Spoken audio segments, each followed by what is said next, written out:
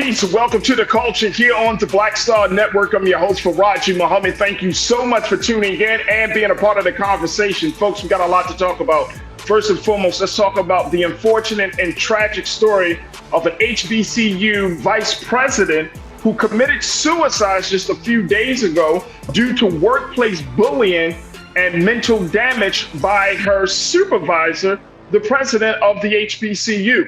We're going to talk about this particular story of Miss Candia Bailey and give you some of the latest details in that. Also, let's talk a little bit about what's happening with the state of young people in this country. I'm asking a question: does America hate its children?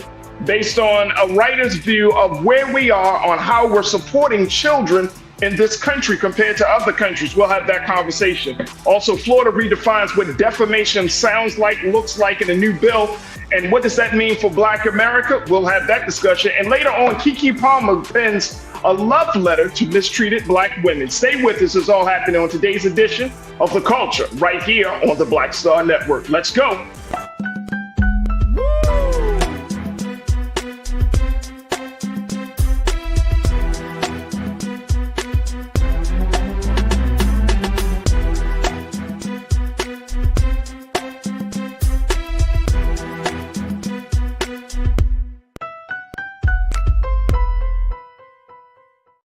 Folks, welcome to the culture here on the Black Star Network. I'm your host, Farajii Muhammad. Thank you so much for tuning in and being a part of the conversation. First and foremost, folks, happy Friday. Thank you so much for tuning in and wanting to jump in as we have all of these discussions about what's going on in Black America. Big shout out to the online culture crew that is gathering. That's right. That's gathering on various platforms. I see the culture crew is on the X platform, formerly known as Twitter.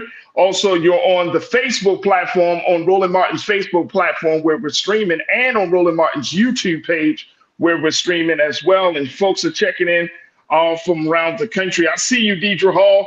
Welcome back to the chat. Good to have you once again. Big brother Willie Frazier, looking forward to what you got to say. Cindy D, Pastor Damon Blissett at the Block Church is officially in the chat. The ABX girl, I see you. I see you. Pauline Hurt, Brian Christian, good to connect with you. My sister Janelle Fields, good to connect with you as well. My man Monkey Confessions, always good to hear from you. And folks, you could do the same thing as we're streaming live on Roland Martin's YouTube page, on Roland Martin's Facebook page. We're also streaming on our homepage at blackstarnetwork.com. Make sure you do your due diligence. Download the app for free on all of your devices. Follow us on social media. And more importantly, we ask that you just drop a little something in the bucket to help us power us through this digital space that we're in. So again, go to blackstarnetwork.com and stay in tune about what's happening in Black America. We're also streaming on Amazon platforms on a number of different spaces. Amazon News on your Fire TV. We're on Amazon Prime Video. So you can check us out on Prime Video app under Live TV and News. So you can find us on Amazon.com under Prime Video, then Live TV, then News. We're on the Freevee Network. You can find us now under News one for Black Star Network, and on Plex TV 24 hours a day, 7 days a week. Just search for Black Star Network or find us under Live TV, the News and Opinion. All right, I am very excited because it is Friday, and we got one of our great new contributors that's going to be joining me in a moment. She is an author, she is an educator, she's an administrator, she is a motivational speaker, and I'm certainly happy to have her insight as we have these big discussions today. We're joined now by my sister, Kimberly Morrow. Kim, happy Friday. How you feeling today? Happy Friday. Oh, I'm feeling wonderful. Good, good. This is Dr. King weekend. Wonderful. Yes. As you can see, I'm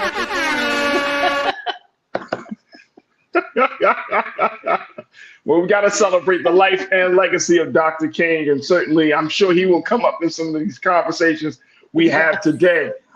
Folks, again, you can join us on the and be a part of the conversation. Just post your comments on the chat, whether it's on Facebook or whether it's on the YouTube page. And we would love to hear what you got to say. First and foremost, let me start with this very sensitive and yet urgent situation that's coming out of Lincoln University, where the vice president there, man, this is a very sad story, man. This is the Lincoln University Vice President of Student Affairs, Dr. Antoinette Bonnie Candia Bailey. This is the sister here. She unfortunately took her own life on January the 8th, just a few days ago.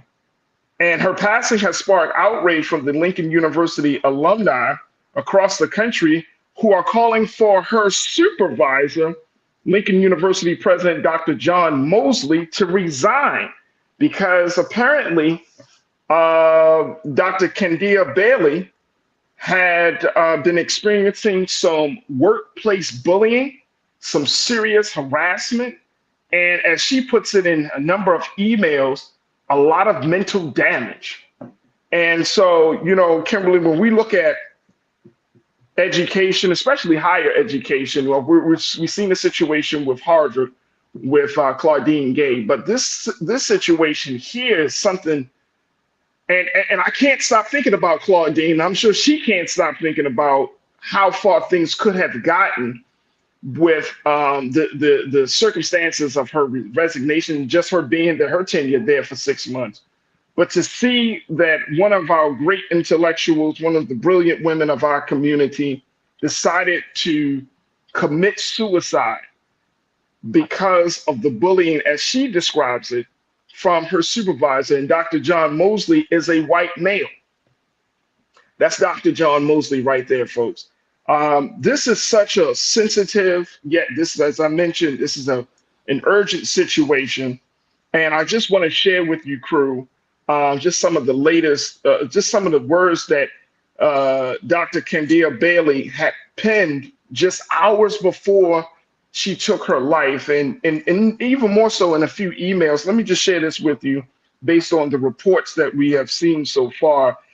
This is coming from KRCG TV, and it shows that new documents written by Candia Bailey, let's put up this first quote, please, Lise, that these documents on the day she took her life outlining University President Dr. John Mosley as causing enough harm and mental damage. Multiple emails obtained by someone close to Candia Bailey and shared with KRCG show she sent emails to Mosley and the Board of Curators outlining her request for Family and Medical Leave, FMLA, and Americans with Disability Act, ADA, state that the relationship between her and Mosley went downhill due to her severe depression and anxiety. Additional emails revealed that when she made complaints about how she was treated to the Board of Curators, the board president wrote a response back to her saying, in part, please be advised, the Board of Curators does not engage in the management of personnel issues for Lincoln University and will not be taking further actions related to this issue. Now, Dr. Candia Bailey also wrote that she was intentionally harassed and bullied, and that after receiving a poor evaluation when she asked for help, Mosley ignored requests, failing to respond to emails, or when face-to-face, danced around the topic. This is a heavy one. This is a heavy one, Kim. Talk to us. What's your initial response? What are your thoughts as we hear this tragic story? And race is certainly a part of it, but we also know it's something that that happens all across this country with workplace bullying, harassment, and it doesn't just have to come from white men, white women. I've heard stories from Black men, Black women. Matter of fact, one of my colleagues mentioned that there's an actual Facebook page of people, of a community of folks who have experienced workplace bullying to the effect that it has caused a lot of, mental and emotional damage. So what's your take on this?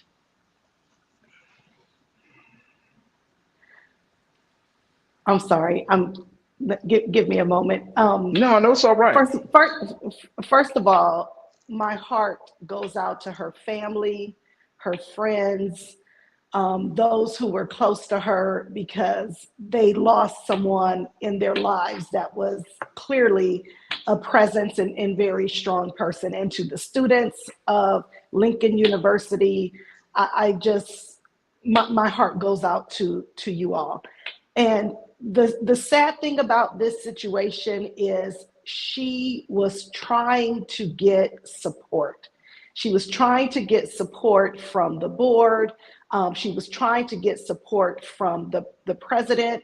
So what strikes me in this situation is you had this strong Black woman, this educated Black woman, who I'm sure poured everything into her position, everything into her education, everything into her students, and then to be treated so poorly to the point where it caused her to take her own life. This is just, it's devastating. It's sad. It's disgusting that she was treated in this way.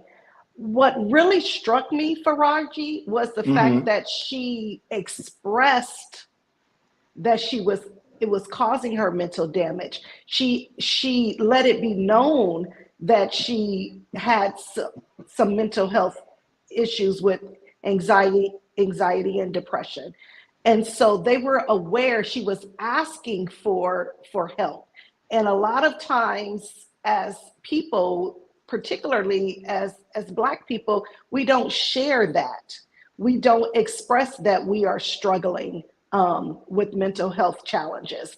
And so for her to actually have asked for help and for the board to tell her we don't manage personnel, that it's criminal. And I really hope moving forward that those people are more than asked to resign, that there needs to be some consequences to what happened with this person, with her, because it's just uncalled for. It's just uncalled for.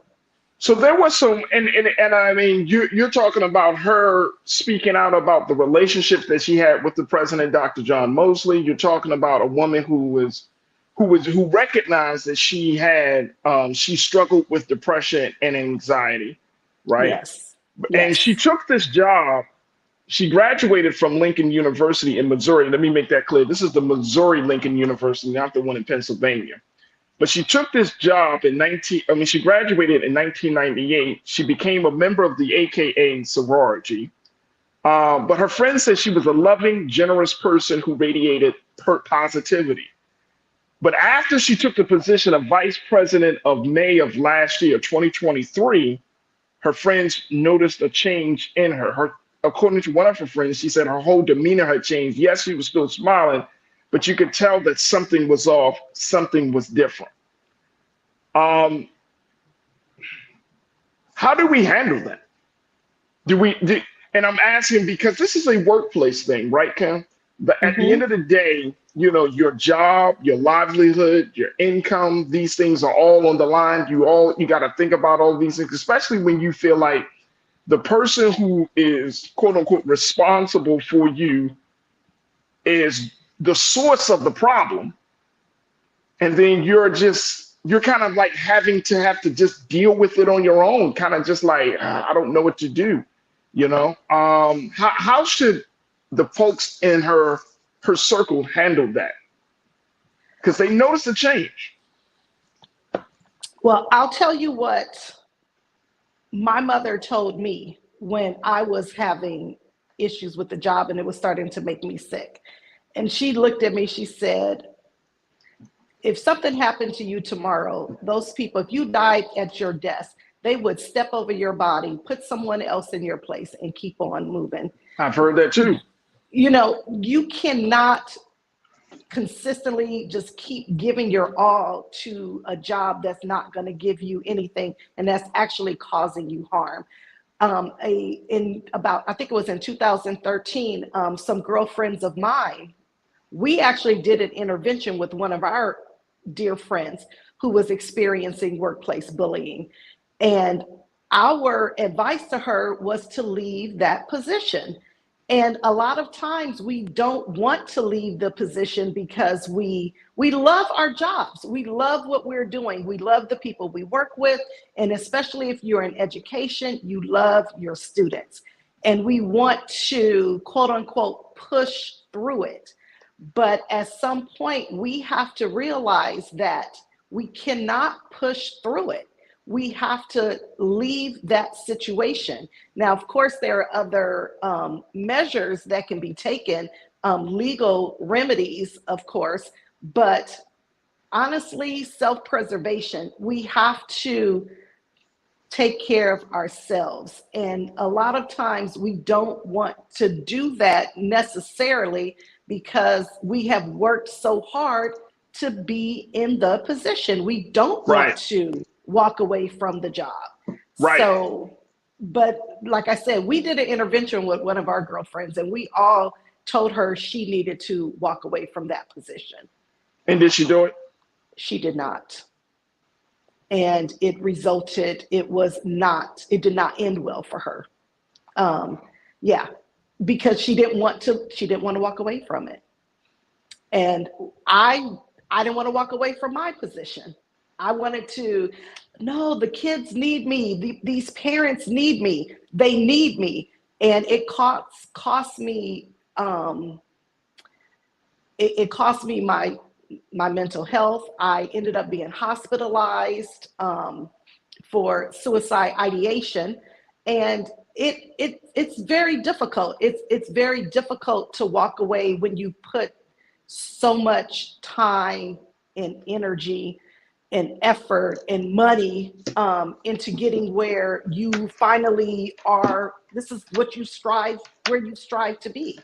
So I would recommend anyone in a workplace bullying position, if you're trying to resolve it on your own, you really have to look at it. What's more important, my job or my life? Because sometimes that's what it comes down to, your Absolutely. job or your life. Kim, we got to take a quick pause. When we come forward, I want to share what the crew is saying about this tragic case. Folks, stay with us. Post your comments as we're up to sharing them. And I want to hear more of your thoughts around this story.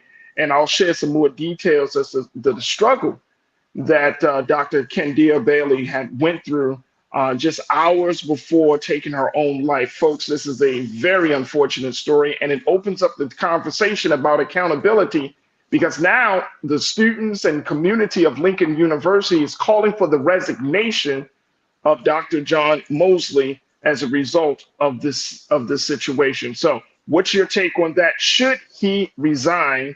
Should he step down as president of Lincoln University? Stay with us. The conversation continues on the other side here on The Culture on the Black Star Network.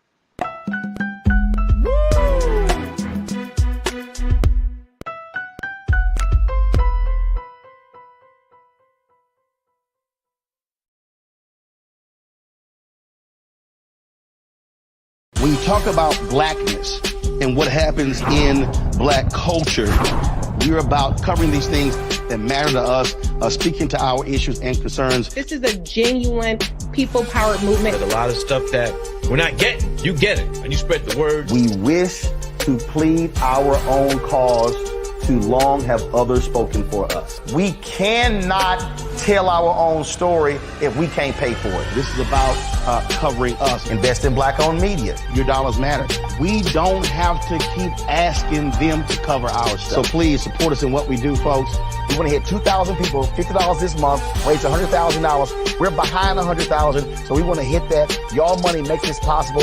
Checks and money orders go to P.O. Box 57196, Washington, D.C. 20036-0196. The Cash App is $RM Unfiltered. PayPal is R Martin Unfiltered. Venmo is RM Unfiltered. Zelle is roland@rolandsmartin.com.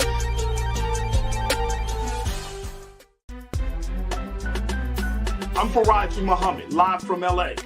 And this is The Culture. The Culture is a two-way conversation. You and me. We talk about the stories, politics, the good, the bad, and the downright ugly. So join our community every day at 3 p.m. Eastern and let your voice be heard. Hey, we're all in this together. So let's talk about it and see what kind of trouble we can get into. It's The Culture, weekdays at 3, only on the Black Star Network.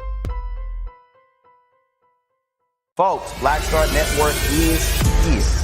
Oh, no punches! I'm real revolutionary right now. Support this man, Black Media. He makes sure that our stories are told.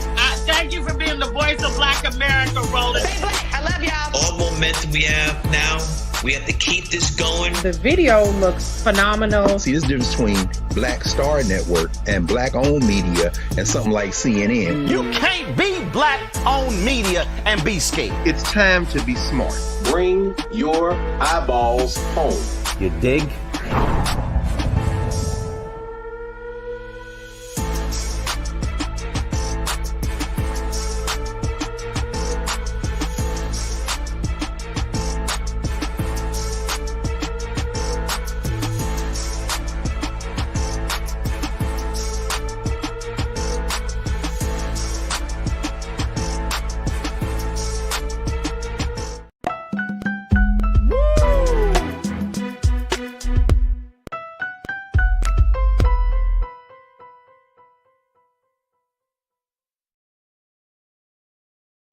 All right, folks, welcome back to The Culture here on the Black Star Network. I'm your host, Farajii Muhammad. Thank you so much for tuning in and being a part of the conversation. As we're talking about a story that has taken social media by storm, Black Twitter, Facebook. I'm seeing so many folks on social media kind of pushing this story out to the forefront. So we wanted to do our part here on Black Star Network to make sure that this story, Dr. Kendia Bailey, doesn't go unnoticed. This is a woman. I want to put up her picture. There she is right there. She served as Lincoln University in Missouri's. She was the vice president of student affairs, Dr. Antoinette Bonnie Kendia Bailey. She committed suicide on January the 8th as a result of workplace bullying and mental damage that she felt was imposed upon by her direct supervisor, Dr. John Mosley, who serves as the university's president. Now, students and members of the Lincoln University community is calling for the resignation of Dr. Mosley, since he was the one that's responsible, according to Dr. Kendia Bailey, where she said she was intentionally harassed and bullied by the university president. And even though she had put out this cry for help, this call for help, sent emails to the board of curators, and she tried to warn and try to let people know what was going on, it seemed like not only did Dr. Mosley turn a blind eye to her depression, her anxiety, her concerns, the board of curators turned a blind eye to her. And then at the same time, like, her friends, they felt like something was happening, but they could not get to the bottom of it. And so, of course, there's a tremendous amount of guilt that her friends are feeling, saying that I could have maybe stepped in and done something. I'm wondering, from your vantage point as not just an educator, teacher in the classroom, but as an administrator, you have started your own school, you're a principal. And something like this, how when you're talking about this in a school space, higher education learning space, what is generally the proper procedures, the protocol for handling when there are personnel differences, when there are issues like this that could potentially be very, very harmful and deadly? How is that generally handled from your vantage point, Kimberly? I don't think it's handled very well in a lot of spaces. Honestly, it wasn't handled well in my space. A lot of times, this is the sad part. When you do share that you have some anxiety, some depression, you are really seen as you can't handle your job then. And it's not seen as, oh, we want to support you, we want to make sure you get help. Now, sometimes they may, oh, okay, if you go ahead and take some time, something like that. But behind closed doors, that's not the conversations that they're having.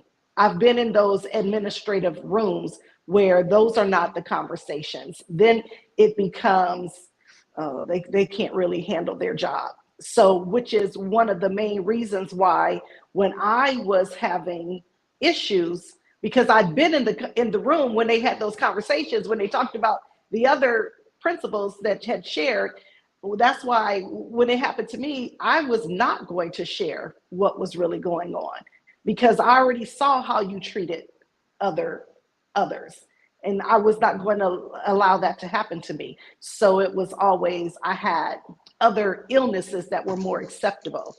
I thought I was having a heart attack, or, I was having, other issues that were looked upon as okay issues, as opposed to anxiety and depression. They didn't find out about that until I had been hospitalized, and it had to come up. But I don't believe that schools are equipped to handle it with their staff. Now, with students, it's different. With students, they handle it different with students. But with staff, I don't, they're not equipped to handle it with staff, or they choose not to, whatever verbiage we want to use here. I want to go back to that board. That board, not only should that president be forced to resign, that entire board should be called to resign. There needs to be a complete overhaul at Lincoln University, and every other university needs to take notice as to what the consequences can be, and that they need to put a plan in place as to how to deal with their staff when their staff has these issues. And Kimberly, that's my next question. With students and faculty, friends and family, and the larger community of Lincoln University calling for the resignation of Dr. Mosley, do they have a case? Do they have a leg to stand on in this case? Because I would assume that trying to quote unquote prove bullying would be very, very hard, since it could be a lot of face-to-face interaction. We don't know yet, and this had, well, at least this information I couldn't come across. If there were, Dr. Candia Bailey said that she had sent some emails to Dr. Mosley and he didn't respond to her about, the circumstances of their relationship, the nature of their relationship. But in terms of proving that this was an issue, I'm wondering, do they have a case to stand on? Do students, do you feel like there's something enough as evidence to remove him from the position and to essentially hold him accountable for the death of another person? That's a good question, and of course we don't know that. But for him, he knows what he did or what he did not do, and so for sensitivity's sake, he should probably either put out a statement, maybe he takes a leave of absence. I don't know.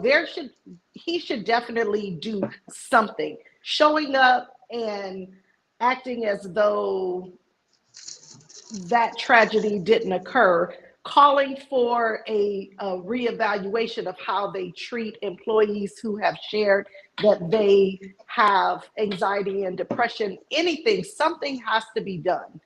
Something has to be done. And if she shared in an email that she had anxiety and depression and he did not respond, there are ways to see if he received the email. There are read receipts. So there is a way to find out what did he know and when did he know it. And there should definitely be some type of investigation should take place at that school. Oh yeah, absolutely. That's the least.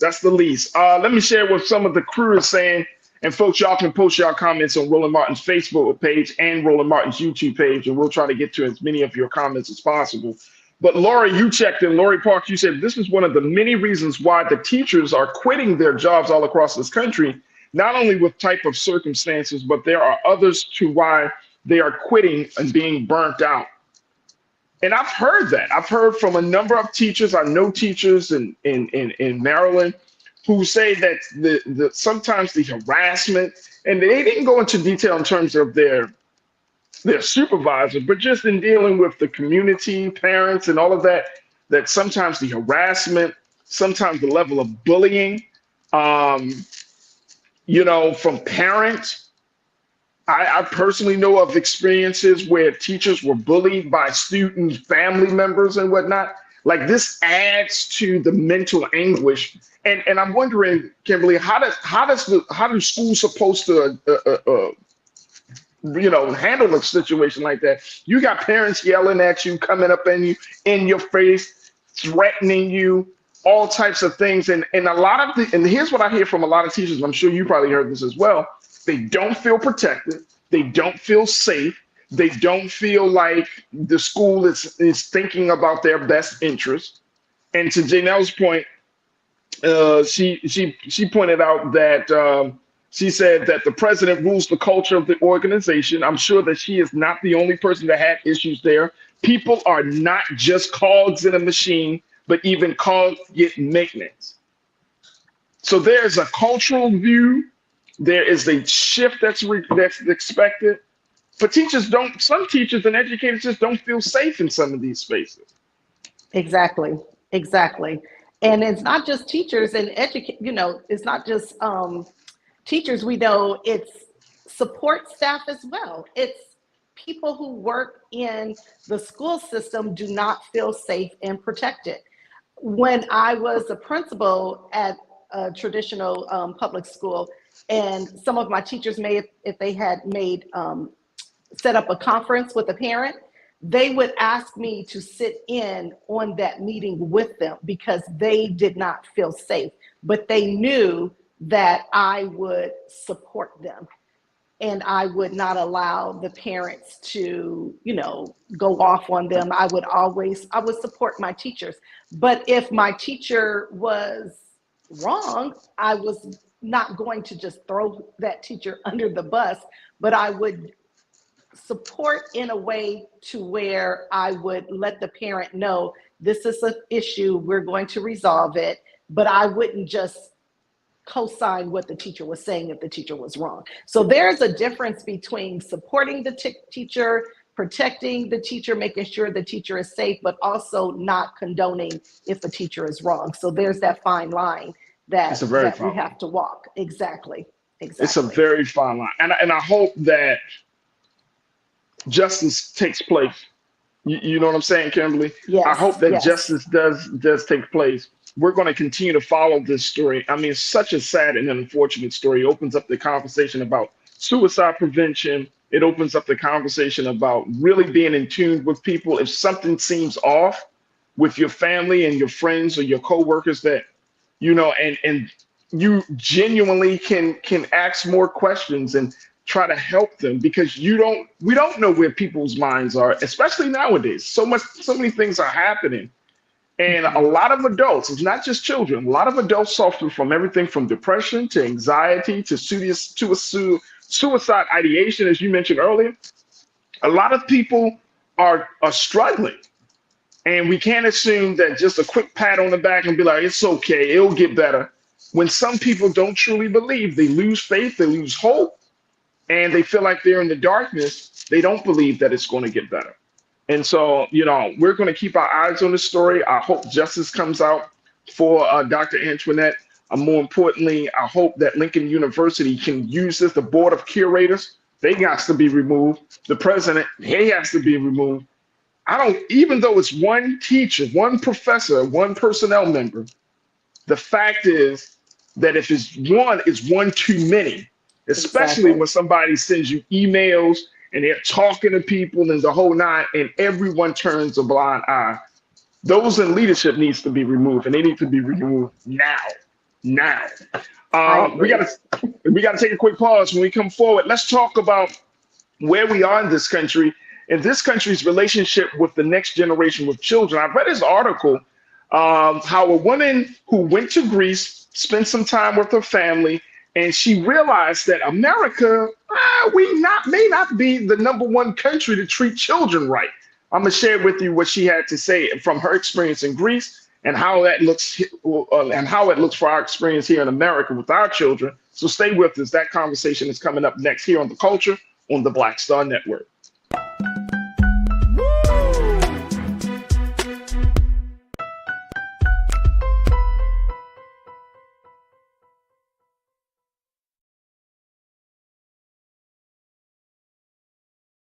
Pull up a chair, take your seat. The Black Tape with me, Dr. Greg Carr, here on the Black Star Network. Every week, we'll take a deeper dive into the world we're living in. Join the conversation only on the Black Star Network.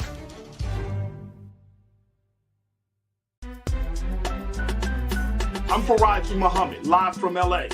And this is The Culture. The Culture is a two-way conversation. You and me. We talk about the stories, politics, the good, the bad, and the downright ugly. So join our community every day at 3 p.m. Eastern and let your voice be heard. Hey, we're all in this together. So let's talk about it and see what kind of trouble we can get into. It's The Culture. Weekdays at 3, only on the Black Star Network.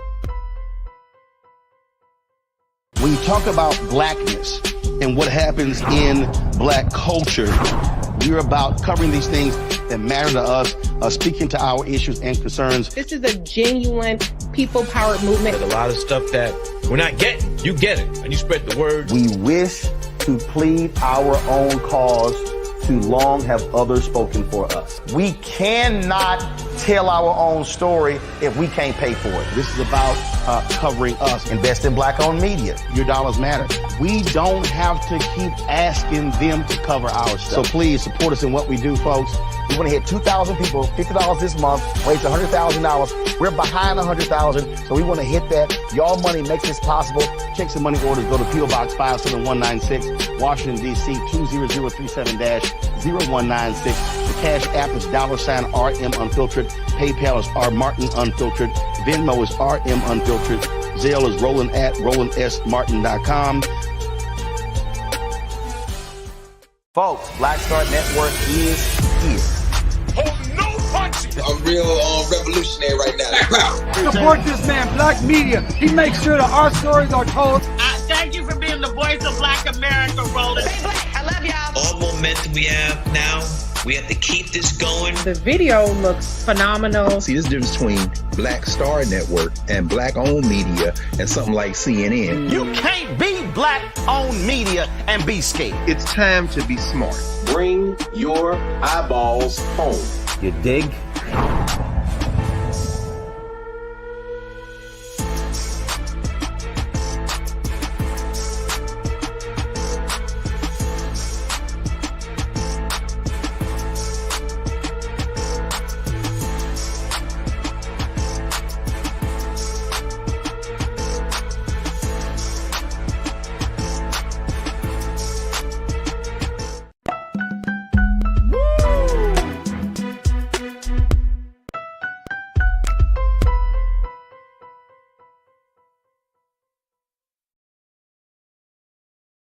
All right, folks, welcome back to The Culture here on the Black Star Network. I'm your host, Farajii Muhammad, joined by my sister, Kimberly Morrow, who is an educator, administrator, author, motivational speaker, and one of our new contributors here on The Culture. She'll be joining us on Fridays for a few weeks here in 2024, and we're really, really excited to have her insight as she brings so much to the conversation. And this is why I wanted to have this next discussion with you, Kimberly, because you are a woman who works with children. You understand. You like adults, but you love children.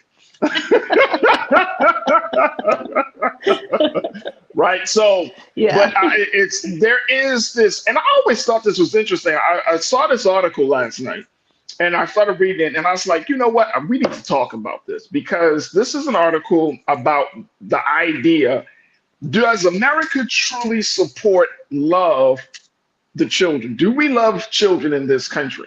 So I'm asking that question. Does America hate its children? And here's why. This article written by Lydia Kessling, she talks about her experience of going to Greece, spending time with her family there. And she says she was struck by a public attitude toward children that she seldom encounters in America. And that attitude is one of unequivocal support for children. And she said that, and she talks about that how in America, we socialize our children to see strangers not as helpers, but as threats. She said that we worried parents scour the Nextdoor app for loiterers and miscreants. Neighbors routinely call the police when parents let their children go outside. And she said, when kids aren't being treated as endangered, they're often viewed as a nuisance. She said, how many articles have I read about whether children should be allowed on airplanes or at weddings or in restaurants? She also said this. Let me post this other quote here. Let's go to the quote one, please, Lise. Thank you. She said that every country has a share of adults who pose a threat to children, but the difference in how America treats its kids goes far beyond the "it takes a village" attitude that prevails in countries like Greece. She said virtually every other industrialized nation provides more government aid for their children than America does. She goes on to say, of the 38 countries that belong to the leading Western Trade Alliance, the US ranks number 32 in spending on early childhood. I'm gonna stop there. Kim, because I need your take on this. Do you get a sense as an educator, as one who loves children and likes adults, do you get a sense that we just don't have the best view of children in this country compared to other countries around the world? Yes, and let me just further that. So I've told you before, I'm a history teacher. That's right. That's the subject that I taught. And this is a conversation I would talk to my students about. In this country, we have a history of children were our workers. Up until 1938, there wasn't even a child labor law. And so children were expected to work. They were expected to work on a farm. They were expected to work. So She really, talks about that. Yep. right. So really, in this country of America, we have a history with treating our children as laborers, as commodities. And so, and I would tell my students, listen, in the quote unquote old days, if you couldn't contribute to the household, you were seen as a liability. So this is who we have been as a country. So when I hear it asked as a question, it's like, duh, this is what we're based on. This is what we're built on. But how did that happen, though? How did we get to that place, though, Ken? How did we get to a place where we hate our own seeds and our own offspring, right? Especially when we propagate that America, the future, the children are the future. You know, the great song, the great Whitney Houston said that the children are the future, and we sometimes promote that. But to your point, you're absolutely right that some of the policies and just the overall current attitudes and culture, we're not seeing the future as bright, right? And I'm just talking about, this is not just about the Black children or white children, but I just see it in people's faces. People are really annoyed. People, like my children, people always say, oh, your children are so well behaved. And I wonder to myself, like, well, my child is, we feed them 3 times a day and they go to the bathroom, and you know what I mean? It's like, they're not pets, they're human beings, right? And it's like, if your child is not well behaved, if your child is being a child, it's frowned upon. If your child is being silly, people in the supermarkets just, oh man, something needs to be done to that miscreant right there. It's really, really frowned upon. And I'm thinking to myself, when did this happen? Before you were born, before I was born, back in the 1800s, back in the 1700s. So it's just carried on. My parents came of the belief children should be seen and not heard. And so you have a good faction of the population that would like to go back to that period of time. There was a song out many years ago, or TV show, Children Are People Too. And my father would say, no, they're not. My father is 83 or 84 years old now. And he still has that belief, children are not people. So this is not so when I look at an article like that and I go, you're just now realizing that? That's my take on it. You're just realizing that? This is just what it has been in this country. And I would teach my students about that. I would have them pull up articles, show them where children were working in the factories. They had to work on the farm. They weren't expected to be in school all year round because they had to work on the farm. So I feel like in this country, we're actually trying to move backwards. So when I hear people say, let's go back to the old days, that's what you want to go back to, where children have to work. And they're even lowering the age that children can work. You read about that. And so it's it's as though they want to go back to this time period where children were laborers. And so That's when you interesting. say, why does America hate its children? When did it love its children? Like, that's what I want to know. As a whole, I'm not talking about pockets, and I'm not talking about some people. I'm talking about as a whole. Yeah. When did America love its children? I want to know when. Do you feel like, hey, Kimberly, do you feel like that is the attitude that Black folks in this country carry on? I mean, you talked about your father, but I'm just saying, do you feel like that's still the prevalent attitude for Black America, that we essentially don't see children as people, as another independent, critical thinking,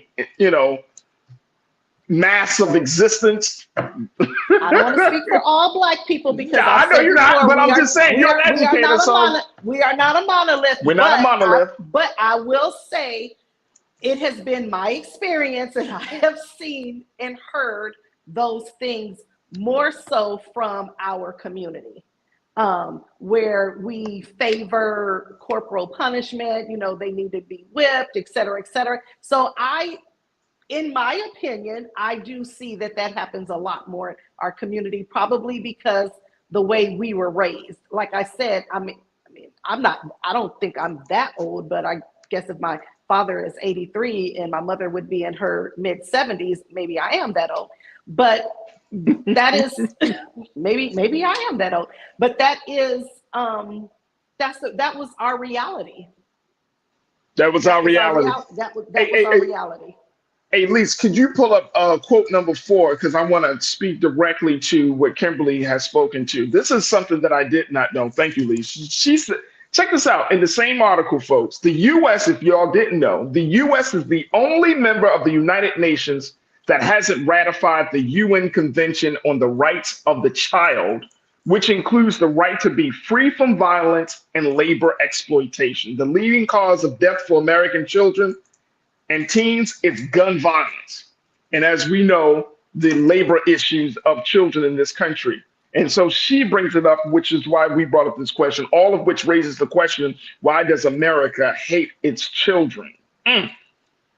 We still have and see, when people talk about progress, and I've been doing some reading, Kimberly, and I'm going to say this, and then we got to take a quick pause, but I've been doing some reading, looking at other countries, and it's sad. Crew, if y'all have not read on some of the progressive thinking and policies that other countries have, whether it's in Europe or some other parts of the world, it is truly, truly sad that America can boast, talk about American exceptionalism. We could talk about we're number one.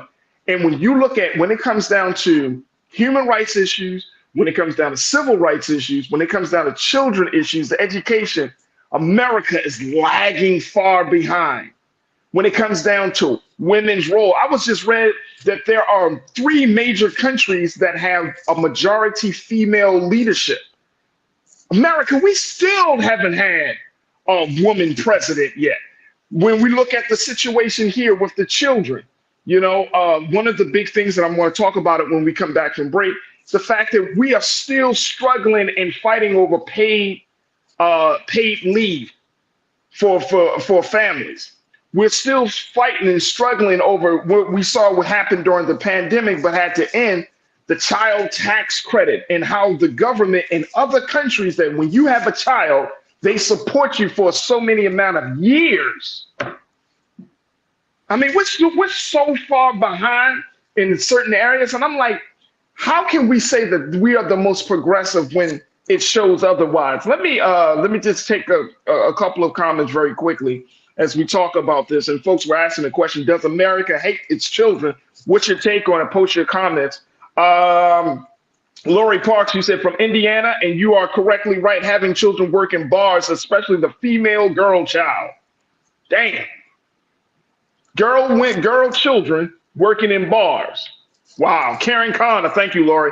Karen Connor, my sister, checking in. She said, Karen, you said, I was in Greece in October and November 2023 and agree with this. I witnessed how loving the Greek people are with their children. I have seen this in other countries as well. What the hell is going on in America? Robin Welch. Thank you, Karen. You said where I live, the age used to be 16 before you could work. Now it's 14. Why do we adultify children? Why do we want children to grow up so fast? And this is something I tell my own son and daughter. Take time. Don't rush to grow up, because you got many more years in front of you, God willing, than behind you as a child. Don't rush to grow up. Enjoy your childhood, because everybody wants you to grow up so fast. For what? To pay bills? To take on responsibilities of the household? To be stressed out by 35? Right. What are we encouraging our children to do? And we always tell them, I hear our people, Kimberly, and I'm sure you heard it in school settings and in communities. You need to grow up. You need to be a man. Right. You're telling 5-year-olds, 10-year-olds, and girls and boys, they need to grow up, need to be an adult. For what? It's like we're angry at them. It's like we're seriously angry at our children. The crazier part is that we're responsible for bringing them into the world. Right. And back in the old. Okay, yeah, go ahead, Kimberly. You want to say something, or you want me to? I don't want you to lose your thought. No, I'll keep it. You'll keep it? Okay. All right. We're going to take a quick pause. When we come forward, let's continue the conversation on the other side. Does America hate its children? Joining us also is going to be another educator, dynamic sister, our sister Corinna Denise. She's going to be joining us. I want to hear what she has to say about this. And of course, we'll continue to take your comments. So post your comments on Roland Martin's Facebook and YouTube page. And stay with us, folks. You just tuned into The Culture here on the Black Star Network.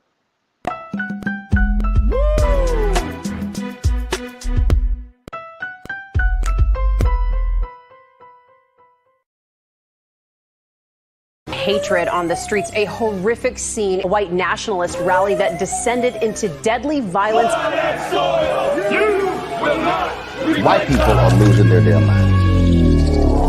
As an angry pro-Trump mob storms the U.S. Capitol, we've seen shootings. We're about to see the rise of what I call white minority resistance. We have seen white folks in this country who simply cannot tolerate black folks voting. I think what we're seeing is the inevitable result of violent denial. This is part of American history. Every time that people of color have made progress, whether real or symbolic, there has been what Carol Anderson at Emory University calls white rage as a backlash. This is the rise of the Proud Boys and the Boogaloo Boys. America, there's going to be more of this. Here's all the Proud Boys, guys. This country is getting increasingly racist in its behaviors and its attitudes because of the fear of white people. The fear that they're taking our jobs, they're taking our resources, they're taking our women. This is white fear.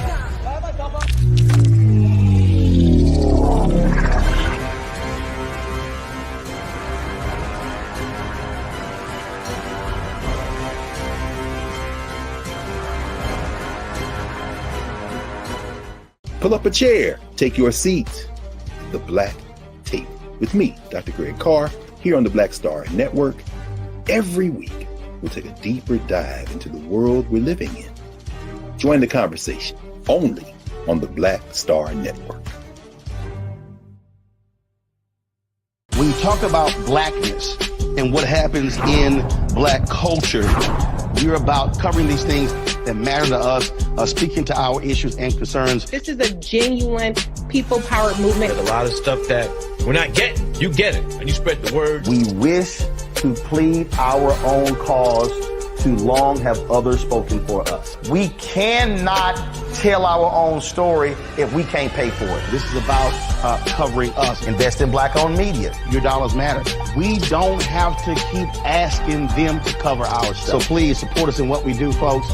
We want to hit 2,000 people, $50 this month, raise $100,000. We're behind 100,000, so we want to hit that. Y'all money makes this possible. Check some money orders. Go to P.O. Box 57196, Washington, D.C. 20037-0196. The Cash App is $RM Unfiltered. PayPal is R Martin Unfiltered. Venmo is RM Unfiltered. Zelle is Roland at RolandSMartin.com. Hi, Hi, I'm Dr. Jackie Hood Martin, and I have a question for you. Ever feel as if your life is teetering and the weight and pressure of the world is consistently on your shoulders? Well, let me tell you, living a balanced life isn't easy. Join me each Tuesday on Black Star Network for a Balanced Life with Dr. Jackie. We'll laugh together, cry together, pull ourselves together, and cheer each other on. So join me for new shows each Tuesday on Black Star Network, A Balanced Life with Dr. Jackie.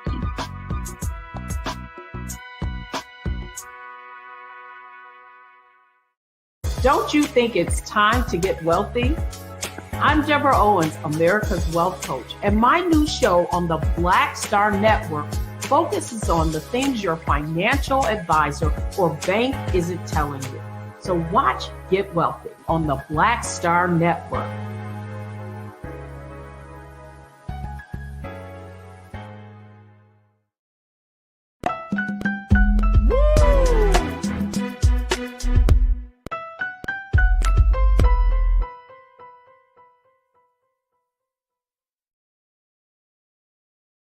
All right, folks, welcome back to the culture here on the Black Star Network. I'm your host, Farajii Muhammad. Thank you so much for tuning in to the second half of the show. Happy Friday, and I hope that you are doing well, and I appreciate you for tuning in. And you can participate in these conversations today as we are streaming on Roland Martin's YouTube page and Roland Martin's Facebook page.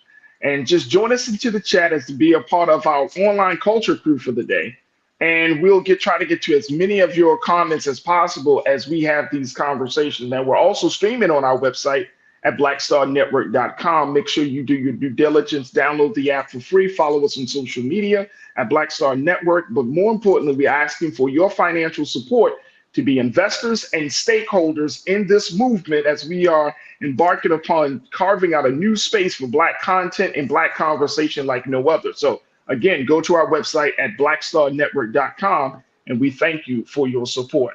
Now, we've been having a conversation, folks, about children and its relationship to America based upon a recent article that I came across where the writer of the article says she went to Greece and found that Greece, their attitude, their public attitude, their policies are more amendable and more loving and caring to children, only for her to return back here to America and found out that we are still years behind making progress in making children feel safe and supported.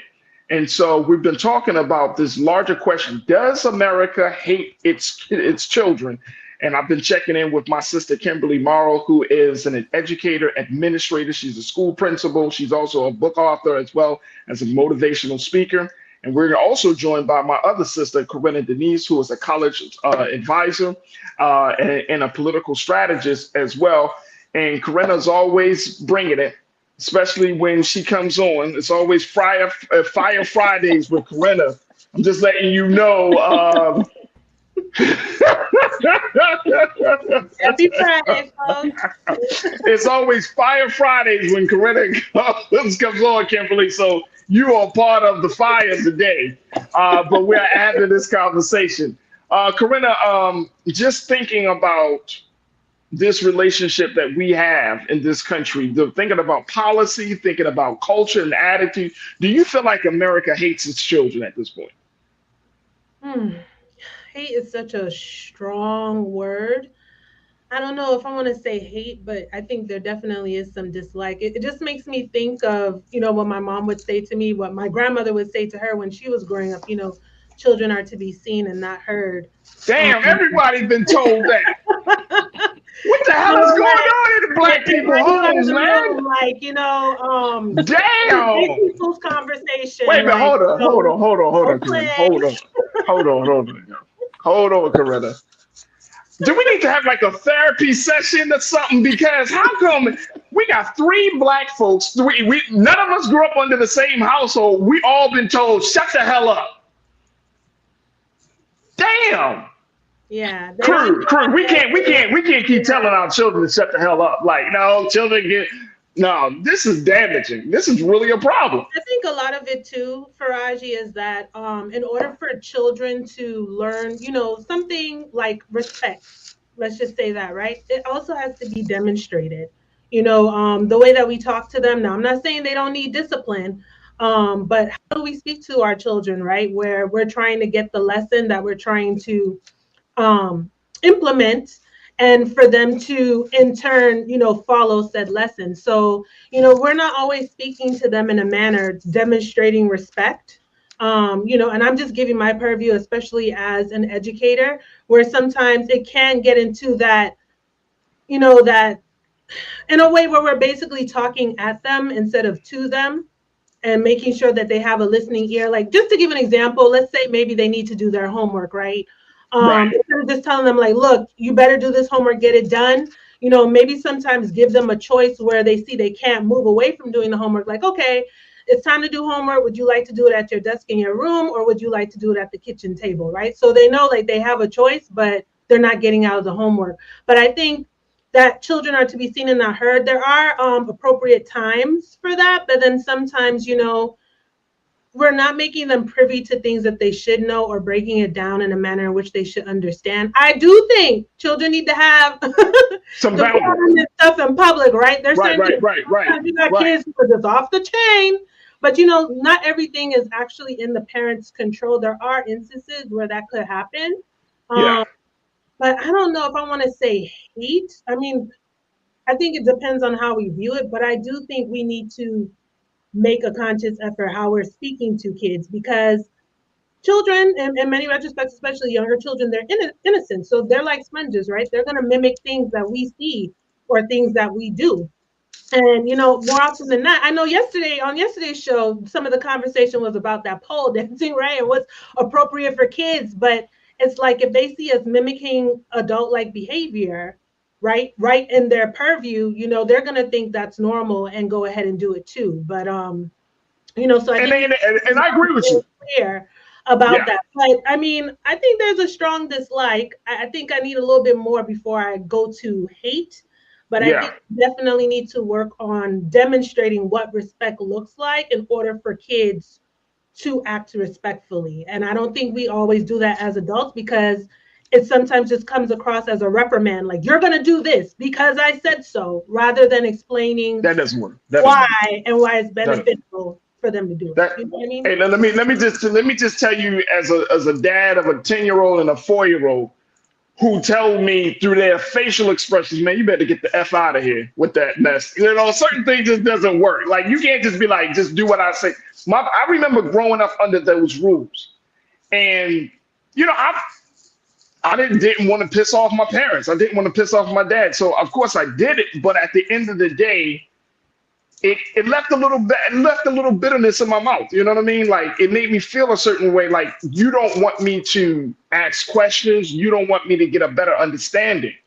And I think that that's part of the issue, especially when you're talking about as a parent to a child. Like, is the issue to just tell them what to do, or is the issue to try to explain so they can understand why you decided to punish them, or why are you telling them to do a certain thing?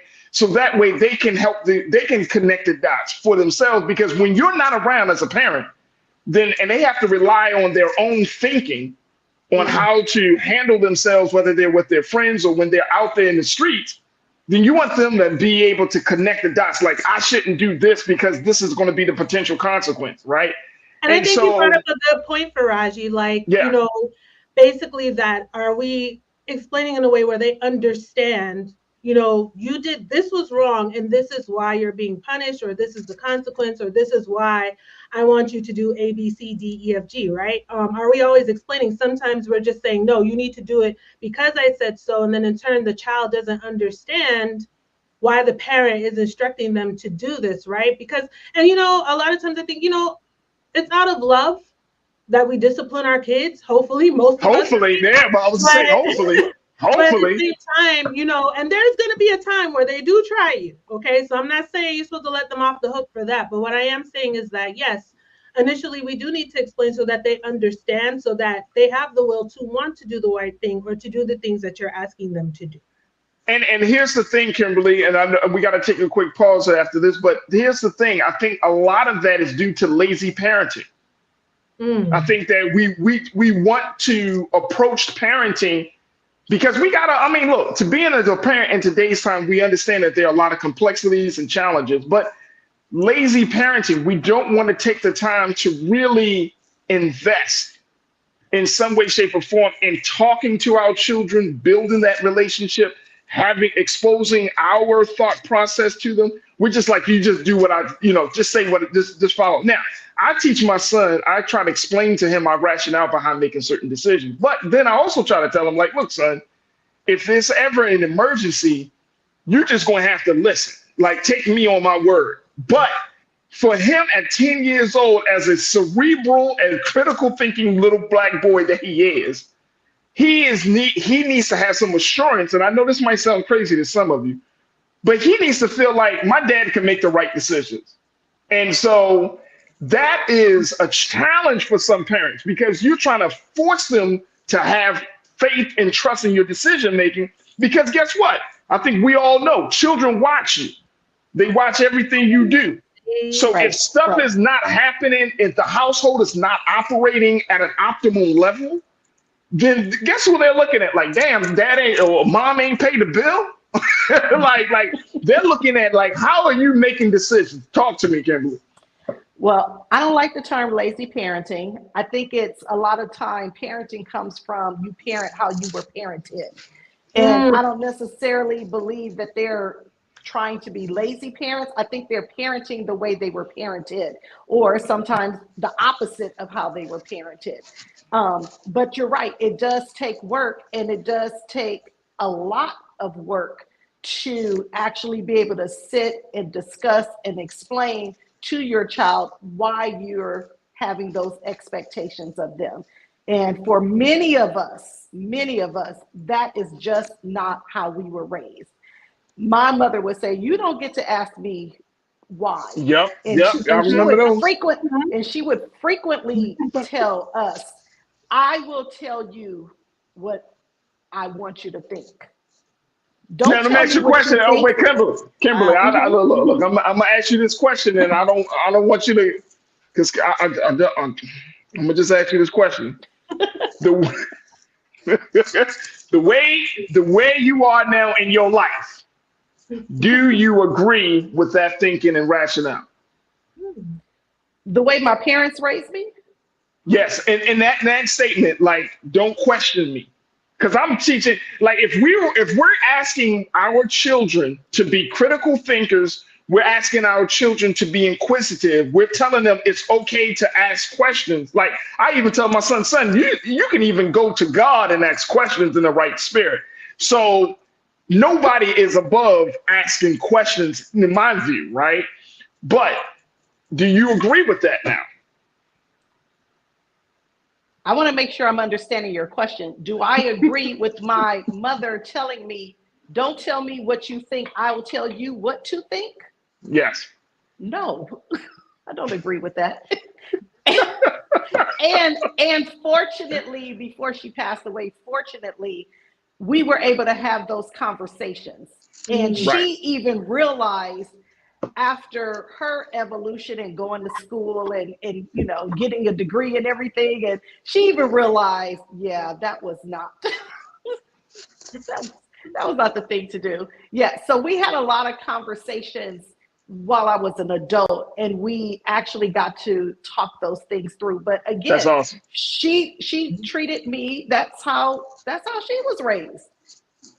That's why I said I don't think it's lazy parenting. I think it's you parent how you were parented. She parented me how she was parented. And she learned later that there was another way to do it. So, yeah. I understand. I don't want to get you in trouble with your ancestors. I don't want to get you in trouble. Mr. Define, you said sometimes they need to know because I said so. Gentle parenting is an experiment that we will not know works until we reach a point where it might be too late to turn back. Gentle parenting. Everybody says that. Thank you, sir. Welcome to the chat. McCole, you said the policies and responses to the abuse, murder, hunger, food insecurity, being unhoused, and the mental health of children give the message that America doesn't value our children. Absolutely. Someone else in the chat mentioned that if you can arrest kindergartners, that just goes to show you that we don't like our own children. Let me see if I can get one more before we take our next pause. I saw who was it? I think it was Janelle. You made the mention about having children. Oh, there you go. You said, Janelle, there are examples of how to successfully treat and grow the future leaders of our nation, but America's too arrogant to follow others' examples. Farajii, if I may just jump in real quick. Oh my God. No, you can't jump in. Those comments just made me think, though, crew, it just made me think about how when it comes to the crisis we have going on right now with gun violence in this country, and especially in schools, that makes me reevaluate the question, does America hate its children? You see, initially, I guess I didn't necessarily receive it in that context, but now that we're discussing it and fleshing it out and unpacking it, oh my God, it's like, I'm kind of like borderline, yes, because what is so hard to get sensible gun laws in this country? Because students don't feel safe. We have done too many shooter drills, right? In the schools, and God forbid if someone actually comes in, kids are actually raising the questions like, do we have a chance at surviving this? So yeah, and speaking also to the comment about all the other atrocities, poverty, housing, all these other things that plague students and their families, where they don't have a stable mindset to focus on their academics and extracurricular activities, right? So, and the fact that a lot of our legislators are sitting lackadaisical to that. Yeah, we have to raise those questions. Does America hate our children? And now that I'm really thinking on that, yeah, I'd have to say borderline just about, because especially with this gun crisis, it's beyond ridiculous that absolutely and teachers and administrators don't feel safe in school of all places.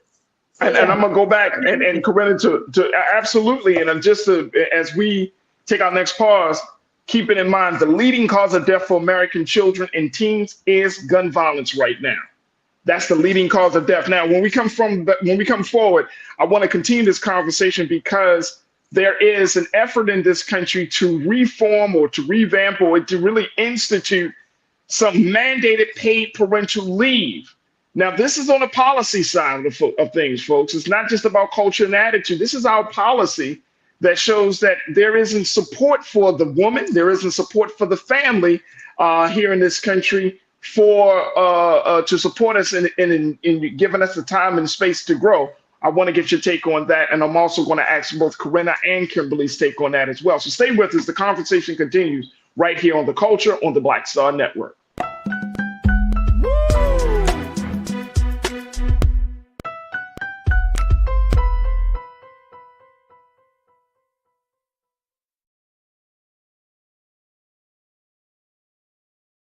Pull up a chair, take your seat. The Black Tape with me, Dr. Greg Carr, here on the Black Star Network. Every week, we'll take a deeper dive into the world we're living in. Join the conversation only on the Black Star Network.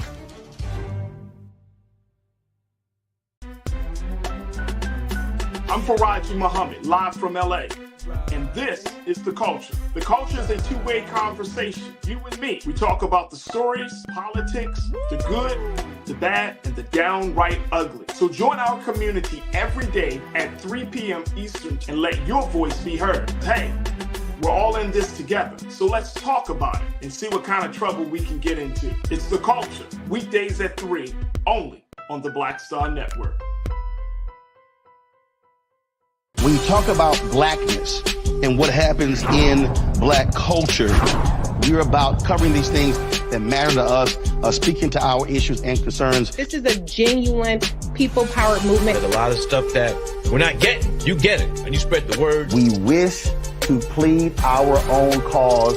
Too long have others spoken for us. We cannot tell our own story if we can't pay for it. This is about covering us. Invest in black-owned media. Your dollars matter. We don't have to keep asking them to cover our stuff. So please support us in what we do, folks. We want to hit 2,000 people, $50 this month, raise $100,000. We're behind 100,000, so we want to hit that. Y'all money makes this possible. Check some money orders. Go to P.O. Box 57196, Washington, D.C. 20037-0196. The Cash App is $RM Unfiltered. PayPal is R Martin Unfiltered. Venmo is RM Unfiltered. Zelle is Roland at RolandSMartin.com. Folks, Black Star Network is here. I'm real revolutionary right now. Support this man, Black Media. He makes sure that our stories are told. Thank you for being the voice of Black America, Roland. Stay black. I love y'all. All momentum we have now, we have to keep this going. The video looks phenomenal. See, this difference between Black Star Network and Black-owned media and something like CNN. You can't be Black-owned media and be scared. It's time to be smart. Bring your eyeballs home. You dig?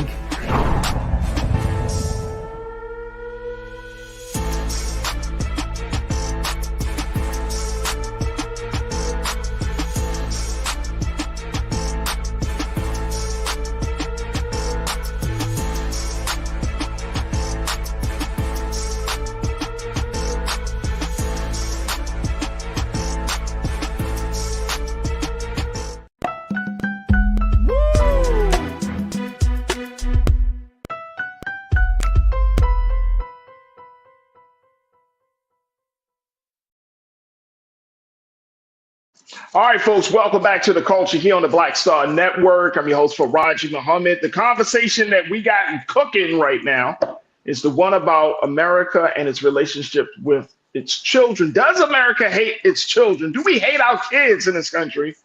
I'm talking to my sisters, Kimberly Morrow, who is an author, who is an administrator, educator. She's a professional speaker as well. She's talking about all types of things in the context of both schools and in the community. So we welcome Kimberly for being a part of this conversation. Also, we're checking in with Corinna Denise, a college admissions advisor. She is also a political strategist. And she is also given her thoughts on this as she's been working with children of all ages as well. I want to go to what Grandma Sings too had to say in our crew. And welcome back, Grandma Sings too. You said the older way of parenting came from our history as enslaved people. This conversation is part of our people's evolution.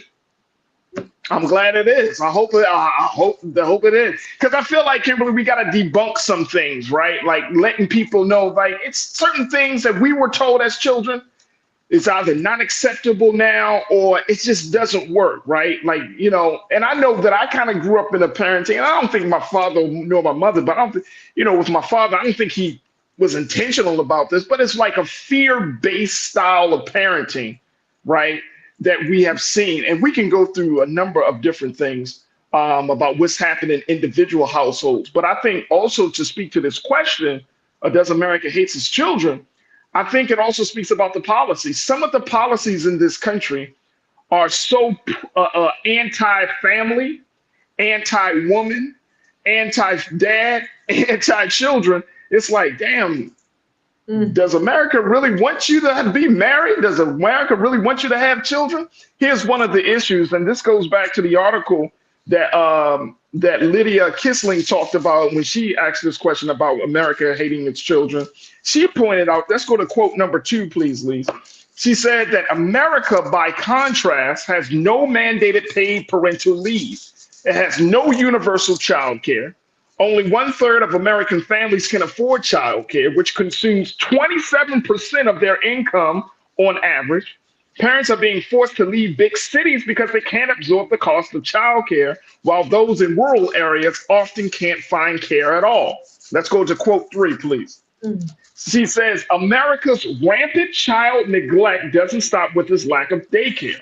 Infants are more likely to die in childbirth, in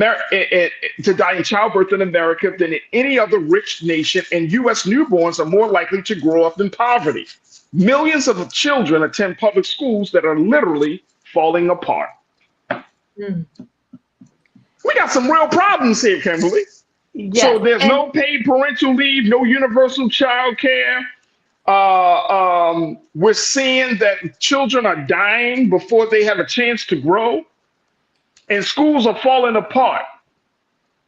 And there's this ongoing battle, whether it's in Congress, whether it's in state legislatures, whether it's at the White House. There's this ongoing battle that essentially that shows where's the love for the children? Where's the love for the family unit at? What's your take on this? Well, that's why when they were talking about overturning Roe v. Wade and pro-life, so you're pro-life when the baby is inside the mother, but when the baby comes out, then you're no longer pro-life, because Right. it shows you're not, because of the policies that you have in place. There is no support for mothers after the child is born. After the child is born, everything that she said in the article, high daycare costs, high medical costs. It's as though they don't want to help the parent once the child is born. And it's interesting because in an article in 2022, a few Republicans had said that they are going to have to start doing better when it comes to supporting parents outside of the pregnancy. Wait, and this is here comes the bullshit. Right. Can we say that? Yes, and this was in 2022. I'm going to give you a quote here. It Yes, says, ma'am. we have to start thinking in terms of some of these things now that Roe has been overturned, to be more supportive of families and mothers. That was Senator Charles Grassley, Iowa. This is what he told to Axios. But where's the legislation? What have they done? And that was in 2022, and we are now January 2024, and we're still having this conversation. So I hear what Coretta said. She didn't like the term, why does America hate children? That's so strong. But my question in the beginning was, when has America loved children? Well, you know what? I now that we're, like I said, now that we're really unpacking this, it really made me rethink, the question. And you know what? I think for context here, I think it's very important that we define America. Who is America? Because that can change depending on the room, depending on the conversation.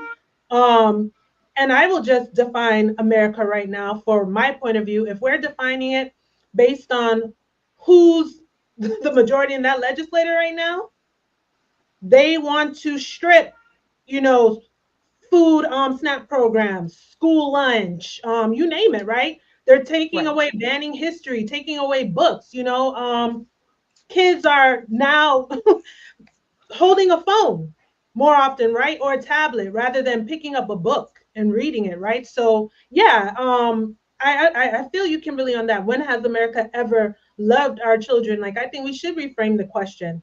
But in terms of America, as far as the legislation that is lacking, schools falling apart, we both know as educators, we have come out of our own pockets, to pay for things or resources that our kids need. And we're begging, pleading like, hey, can you just make a little room in your budget this year for this? Like, I've only been asking you like the past 4 years. So more and more, yeah, I'm starting to feel like, yeah, do they hate our children? But I think you make the point of an even stronger question.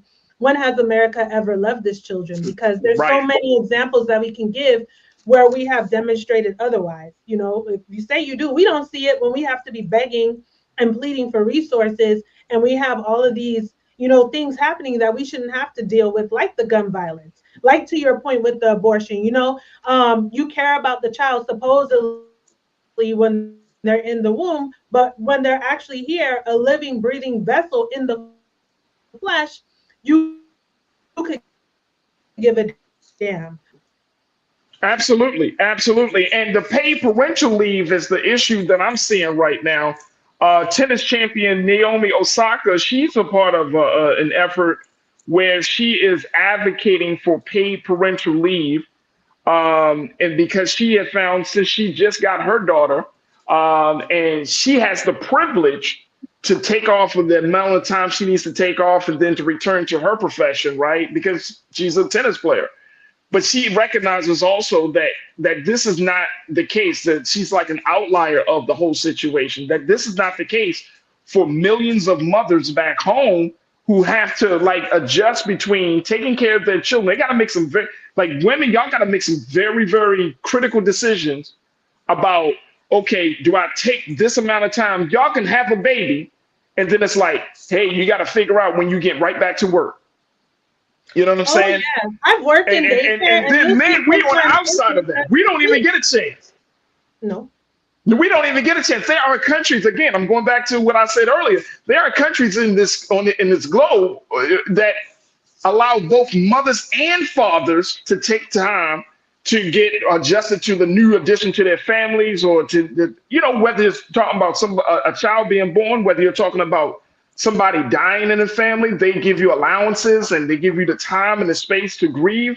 In this country, it's just like, keep the hell moving on. And it's sad. It's very, very sad. Nick, I'm gonna bring your stuff up here, Nick, because you said something, but I disagree with you. Let me say something. Nick, you said you all speak as if you know what's good for individual households. You are not the voice nor the authority to make such assertions backed with loud statements. The men are the leaders of the house. Okay, Nick, Mr. Nick Hawkins,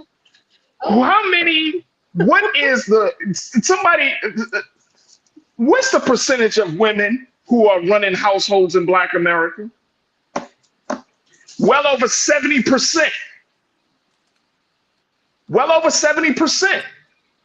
So when we're talking about who is leading the household, say it again, Corinna. I said every household doesn't have a man in it, Nick. That's the point. That's the point. So if men are the heads of the household, but the men aren't present, then who is the leadership going to fall upon? Yeah, enlighten us, Nick. But Kimberly, you got something to say. Real quick too. It ties back. You see how I'm always talking about voting? Yes, it is foolishness that we don't have paid child leave. And as a matter of fact, that was on the table, okay, in the legislature. But guess what? It didn't get the votes it needed to pass. So are we going to sit back and complain about not having it? Or are we going to show up and show out, move the people out of our way and move the people in, and then pressure them to make it happen? You see, because the more it's not going to happen if we just sit out. Ain't going to happen. They're not going to just magically have a light bulb come on and say, oh, you know what? That's the moral and just thing to do. We have never seen forward in this country because of something that is moral and just. It's always connected to that dollar bill and pressure. So in order for us to get to your point, Farajii, something like paid child leave, yes, many countries have it. Hell, we just got paternity leave like recently. You see more jobs doing that, right? And that's more so because of people advocating for that. Yeah, dad needs to be able to stay home too with mom and help adjust with a newborn in the household, right? There was pressure, there was advocacy. So all this still ties back. We're not going to get the things we need for our children to create a more loving environment. We love our children. So even if America per se doesn't love our children right now, we love our children enough that we need to change the makeup and the dynamic of what's happening in DC to get the essentials that we need for our children. I agree. And I think Kimberly, as we close out and take this next pause, I think that it also requires us to make some different choices on our interactions within our relationship with our children. We all been exposed to some form of toxic parenting. Can we use that term right there, Kimberly?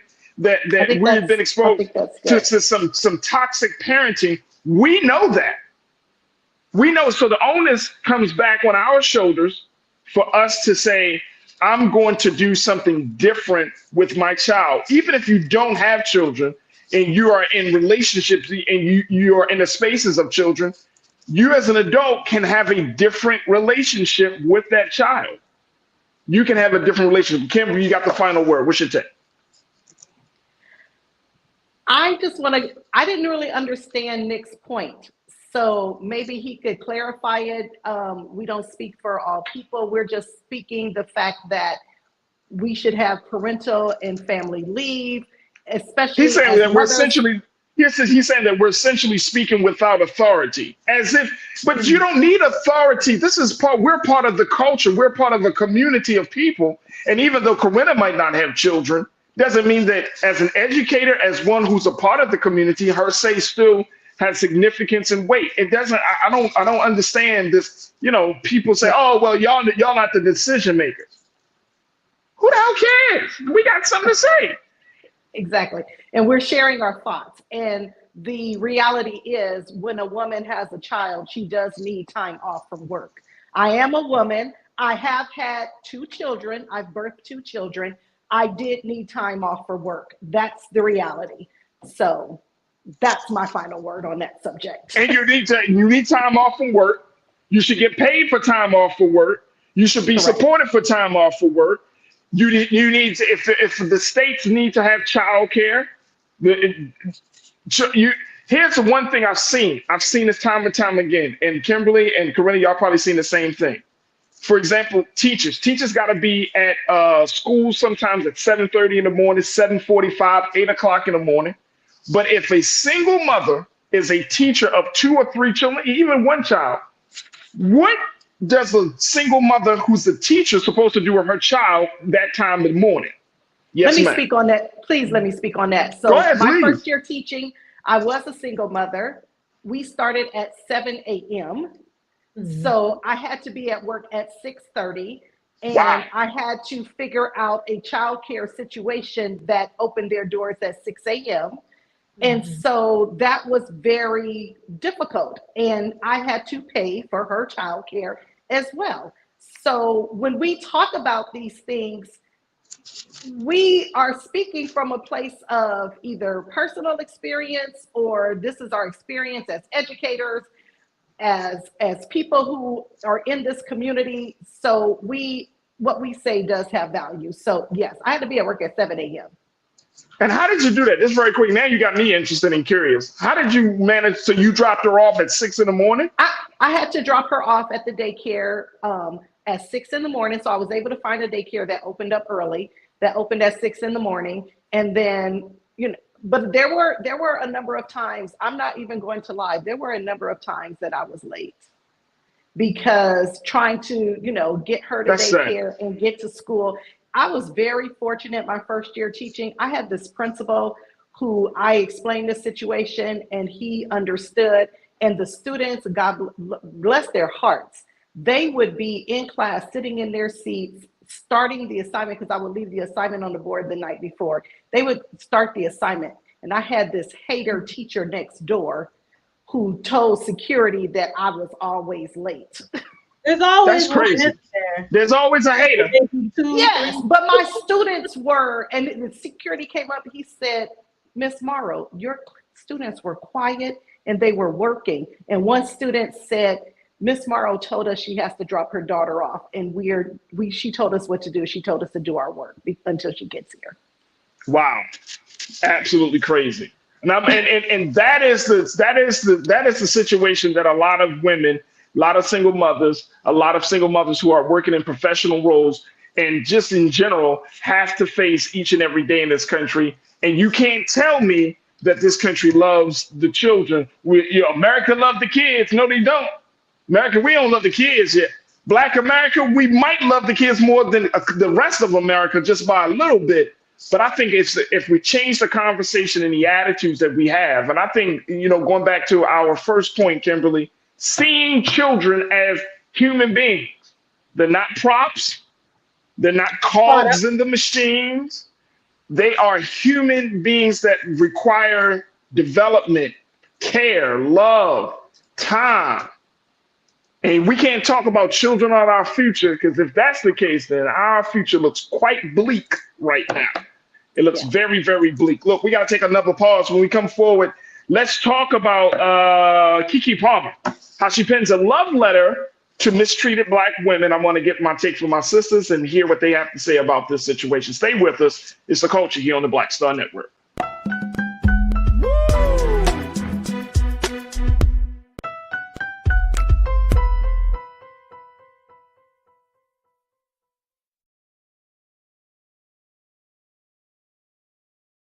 Black Star Network is here. Oh, no punch! I'm real revolutionary right now. Thank you for being the voice of Black America. All momentum we have now, we have to keep this going. The video looks phenomenal. See, there's a difference between Black Star Network and Black-owned media and something like CNN. You can't be Black-owned media and be scared. It's time to be smart. Bring your eyeballs home. You dig?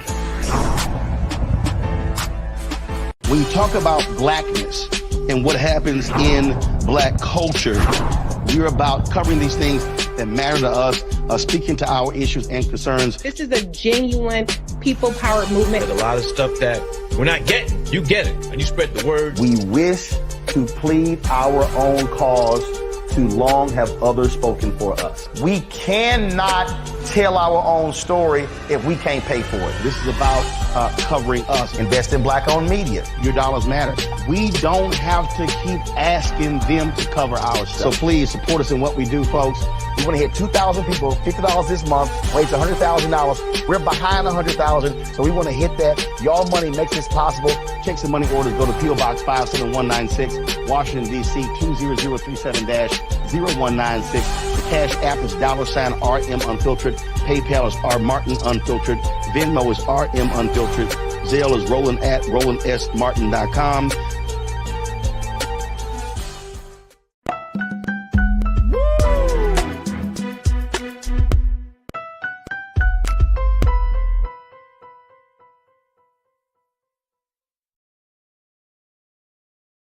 All right, folks, welcome back to The Culture here on the Black Star Network. I'm your host, Farajii Muhammad, joined by Corinna Denise and my sister, Kimberly Morrow. And I want to kind of get your take, sisters, on an IG post that Keke Palmer had pinned for mistreated Black women. She took to her Instagram to share an empowering message about the importance of loving yourself even when others can't or they choose not to. I want to share with you what Keke had to say in this post. Let's put up that first quote, please, Lise. Thank you. When she posted, "How can I hate Black women when I date them?" This is the question that she said that men, Black men who date Black women will ask. She said, very easily, actually. So glad you asked the question. It's very easy to date someone you don't respect when you're looking for ways to feel better about yourself. She said, even if you are less successful than said woman, there is still a history of propaganda that tells you you will always be better than she is. This is based off of racial oppression and gender oppression. You may think you have created a win-win scenario for yourself to finally be better than someone. This is when the one-sided competition begins. Wow. Wow. This is something. Now, we know that Keke Palmer, multi-hyphenated, she is an actress, she's a producer, she's a singer, she's doing all of these things, but her love life has been very, very rocky, especially when her baby's father, Mr. Darius Jackson, went on social media a few months ago and he tried to embarrass her by talking about the dress she wore to an Usher concert and saying, "You're a mom, though." And how that opened the door for a lot of people to chime in. Now she's at a point in her relationship with Darius Jackson where she had to get a temporary restraining order after documents were leaked alleging that he had been physically abusive to her on several occasions. She was also temporarily granted sole custody of their child, Leo Aldriton, their 10-month-old son. So now she's looking to take the power back and to say to other mistreated Black women, love yourself, care for yourself, think about yourself, and don't let them try to diminish your life. Corinna, what do you make of this? This is interesting to get from Keke Palmer, and not the fact that it's interesting because it's her, but it's just like we really are in a time and place where, as she said, and I like how she said it, there is really a war between the genders, between men and women. And if we take it, even bringing it to home, between Black men and Black women, there is some real oppression, there's some real pain, there's a lot of tyranny, there's just a lot of heartbreak. What's your take on this? I think, too, with Keke, I think she has revealed more in a very objective way of what she has experienced and is sharing her experience, especially penning this and speaking to us, right? Other Black women. And I appreciate that she raised the point that just because you're dating a Black woman doesn't mean you don't hate her or have some sort of, something against her, right? We see that happen in a lot of different situations, not just this, which she's speaking to. But I think she's trying to magnify the causes of that, right? Like why, even though we're in this relationship together, right, that you would still decide to mistreat me. And she points it out in the letter, right? Because of our history of racial oppression, particularly, let's just say in this country, right? But yeah, I appreciate that she's bringing an awareness. I'm surprised how open that she's been. I feel like, again, she is speaking very directly to us and sharing a lot of her experience, right, from an objective point of view. But yeah, it does happen. It kind of makes me think similarly to sometimes even with, you know, a white person, how they're like, well, how can I be racist? I have Black friends, you know, and you don't necessarily recognize some of the microaggressions or the mistreatment necessarily define just because I'm with you, it means that I'm not going to mistreat you or disrespect you. So I think she wanted to magnify that because I'm sure there was some feedback, you know, like, hey, you're in this same racial relationship. Why, you know, do you feel like you're being mistreated? So I definitely think there was a motivating factor there for her to pen that letter and to specifically point out that, hey, just because, you know, you're with a Black woman doesn't mean that you won't treat her. Oh, absolutely, absolutely, and I think Kimberly, that it speaks volumes that, you know, I'm seeing a lot more women kind of becoming more publicly assertive about who they are and not allowing quote unquote men to define who they are anymore. We're in a very interesting space, but I'm concerned though, Kimberly. I'm very concerned that the conflict between the sexes has gotten so white hot at this point. This is like, it's like, do we even want to come together to try to be in some type of mutual agreement, some type of mutual respect? I mean, this situation with Kiki and her baby father went from bad to worse. But there are a lot of relationships out there like that. And I think she brings up this point that just because you date somebody, it doesn't necessarily mean you respect them. What's your take? I agree with her. I've been in that situation, but I want to bring it to how can we move past that. So when I was a classroom teacher, and I had Black male students who had an immediate disdain for me. They just did not like me, and it was nothing that I did. What I learned very early on is they were projecting how they felt about the woman in their life, their mothers. And so when I realized that, and I was able to communicate with them and help them understand that they had some, you know, some issues there, and we were able to get to a different place. And so I think a lot of times as women, so we have these sons, we really have to be careful how, especially as single mothers of sons, we have to be careful how we're speaking to our sons, because that is going to carry over into their relationships, because they're going to see Black women as the enemy. Because their mother talked down to them, cursed them out, belittled them, whatever the case may be. And I actually, I had that experience with my male students. You had that experience with your male student that what was the details? Oh, did I cut out or something? No, you're good. You're good. Go ahead. Yeah. So I would have male students that immediately had disdain for me. They did not like me. And it wasn't anything that I was doing, but as I would begin to talk to them, what I realized is they saw me as a Black woman who was like their mother. So I'm just another Black woman, their mother is a Black woman. And so that's why I liked where she went deeper with it when she talked about it, because it becomes this competition. Now, these males, they're my students. We're not in competition with one another, but they immediately took a disliking to me because I reminded them of their mother. And so what I was saying is, as mothers, those of us who are single mothers, we're raising Black boys, we need to be thoughtful as to how we're talking to our sons, because that will carry over into their relationships with women.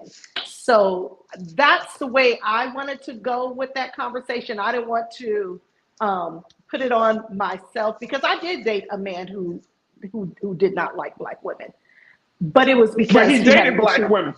So wait a minute, he dated a Black woman even though he did not like Black women. Well, it is similar to what Kiki's experience was. He didn't know he didn't like Black women, Farajii. He thought he loved Black women, but the way he treated Black women, it was in response to he did not have a good relationship with his mother.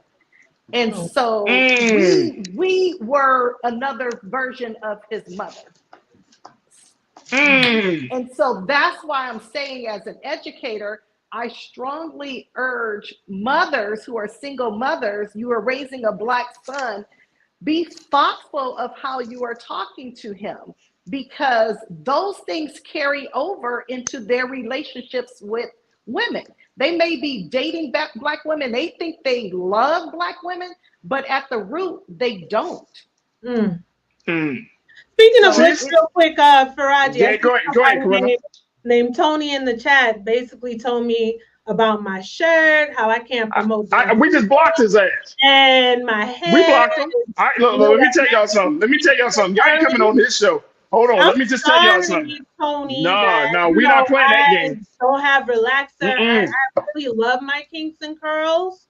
But you know, that's a conversation right there of hating on Black women. Like, why?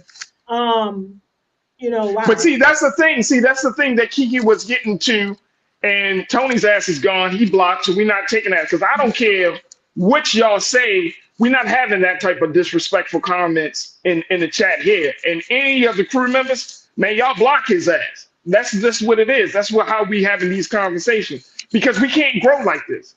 If we want to continue to hold women down, if we want to continue to crap on men that are striving to grow out and to grow into a better understanding of themselves and understanding of women, then I can't deal with misogyny. I can't deal with this patriarchal bullshit that we hear from dudes like, man, what about it? Like, man, shut the hell up, bro. Because we have done so much damage. We have done so much damage. And to your point, Kimberly, if you are that damaged and that broken as a man, you need to be dealt with. You see what I'm saying? Like, there's no way. And what Kiki was talking about is a deep down self-hatred, because there's no way in the world you can tell me you love Black women and you beat on a Black woman or you cuss a Black woman out, but I love the sisters. Or I got a daughter. That doesn't mean nothing. To me, that doesn't mean anything. That means that you putting your daughter's future at risk. That's what that's telling me, because you as a man have not been reprogrammed in your understanding of who you are and who she is. You see what I'm saying? But I get it. Like, we as men, we have to go through these things. The unfortunate part about it is that we leave a trail of tears from women because of the foolishness, the madness, and all of the trauma that we have experienced, right? And sometimes some of us have experienced trauma at the hands of Black women and Black girls, and that leads us into our adult life. So there's a lot of complexities to the situation. But to get back to the point about what Kiki was saying, is that if you don't have, it's so damaging, and this is the concern I have, Corinna, it's so damaging to this point now where we can't even have conversations. We can't even talk about this without misogyny, like that, without trauma. And yeah. And if we can't have these conversations with each other, like how we have in this space, which in many ways I find it to be sacred, because we can have certain conversations on here, unlike in other places in mainstream media, then where do we have the conversations? You know, and then we're just so quick to go into defense mode and make such disparaging comments, right? Instead of taking the time to listen and to understand. So that's true. Absolutely. And I think that for a person like Kiki, as we close out, for a person like Kiki to have the platform, she's a Golden Globe winner as well. I have forgot to mention that she just recently won the Golden Globe Award. So we got to mention that. I mean, this is the thing. And I'm seeing a trend, and we've been talking about it. We can talk about it with Simone Biles' husband, Jonathan Owens. We talk about it with Jonathan Majors. We talk about it with Darius Jackson. We're seeing this growing sentiment among young Black males that say, no, I'm the man, so you're supposed to listen and respect me at all costs, without having space for a woman to say, wait a minute, hold up. we're supposed to be partners in this process. We're supposed to be in this thing together, and you just want to take over with no vision. See, that's the thing. You know what, That's Farajii? the I thing. think No that's the vision. problem right there. We got a lot of grown boys. I'm gonna just say it, rather than men. Oh yeah. You know, that's a conversation for another day. That's all. And Go ahead, Kimberly. and that's exactly what I was saying. You have boys who have been damaged, and now they're trying to take on these adult relationships, and they haven't healed. They don't even know they're damaged in some cases, but they need to heal before they start embarking on a relationship with a woman, because she's ready for a grown man, not a boy. And unfortunately, like Corinna said, we do have a lot of that. We have a lot of men who haven't healed. Absolutely. And Sister Debbie, you brought it up at this point. Sister Debbie, thank you so much for checking in. You said the woman carried the bulk of the responsibility of taking care of the children and the home. So brothers, don't be mad at her if she's tired and of doing all this, plus work a job too. I'm just saying. Come on, Sister Debbie, talk to her. Mm-hmm. See what I'm saying? See, you got to qualify yourself for leadership. If you want to be the quote unquote the man, you want to run things, you got to qualify yourself. You can't expect her to take care of the house, take care of the kids, pay the bills, and then you talking about you the man. Come on, bro. Come on. Where we get that from? Too, right? And you know, all like a match what we're bringing to the table. It's really not that. And then you talking about what you bring, and then you want to be like, what you bring to man, shut the hell up, bro. Like you got to qualify yourself. Look, that's the only way, y'all sisters, y'all know it. Y'all will not respect a man if he doesn't qualify himself to be respected and to lead. That's right. And that's what I've been taught. Like, you got to put in some work. You got to put in some time. You got to make a sacrifice, because Black women do it every day, B. Black women do it every day. And we gotta change the narrative and the conversations about this. And I know some of the brothers in here, they're probably like, man, you sound like, man, whatever. I don't care. I don't care. I don't care, because I see it every day. Black women, y'all. And you got to, but see, this didn't happen overnight. Look, this didn't happen. I had women to tell me and to help me to grow into an understanding of things, right? The person in my life, my children's mother, she helped me to understand some things about myself and to understand the struggle of women and the role of women. My mother and grandma, like, you have to grow into that. And I think as a man, at some point, you got to say, man, this old school thinking of our role and responsibility is so outdated that it's damaging.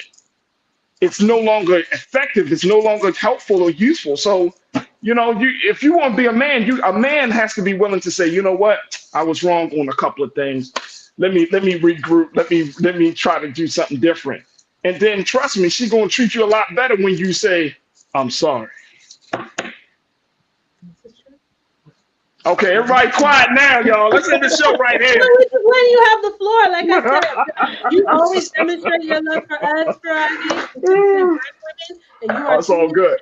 For that, okay? It's all good. It's all good. Look, Corinna, Denise, Kimberly Morrow, I appreciate y'all so much, sisters, for joining me each and every Friday. I'm always looking forward to the conversation. Corinna, how can folks find you? Talk to us.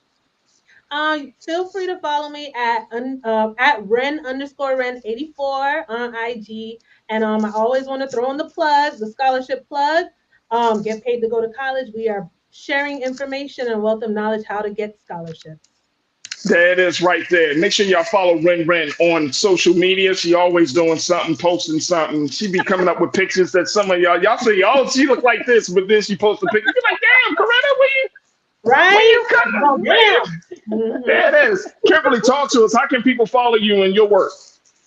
You can follow me on Instagram at Kimberly A. Morrow. Okay, I'm just getting started on this, so you know. Oh my God! Bear with me. Kimberly, we're gonna need you to step up in 2024. I got to step up my game on IG. I do. Or you can go to my website, kimamorrow.com. Absolutely. There it is, man. Dynamic sisters doing some great work, working in the spaces of education and empowerment for our peoples. Kimberly Morrow, thank you. Corinna, Denise, thank you for being so good for the culture. God willing, we'll see each other next week. Have a great weekend. And you too. Have a great weekend. All right, folks, that's going to do it for us. We got to head on out. But I truly appreciate each and every one of you for being a part of the conversation. Big shout out to the X crew. Big shout out to the Facebook crew. And, of course, big shout out to the YouTube crew. And we're going to just continue to have these discussions. Look, we got a long weekend. Dr. King is going to be celebrated. Take the time to not only reflect on what the great life and legacy of Dr. King, but put in some work. Volunteer. Go out to some part of your city and do some work. Connect with your neighbors. But let's start doing the work to use what Dr. King laid down as the foundation, and let's put it into practice. So big shout out to Dr. King. And of course, we're going to be having a show on Dr. King Day as we celebrate the great life and legacy of our dear beloved leader and brother. And I look forward to reconnecting with you then. But folks, make sure y'all stick around. 6 p.m. Eastern Standard Time, Roland Martin Unfiltered. As always, never be afraid to challenge what's wrong. Stand for what's right while being yourself in the process. God willing, we'll talk on Monday for another exciting edition of The Culture right here, only here, exclusively here on the Black Star Network. Have a great evening. Talk to you soon. Peace.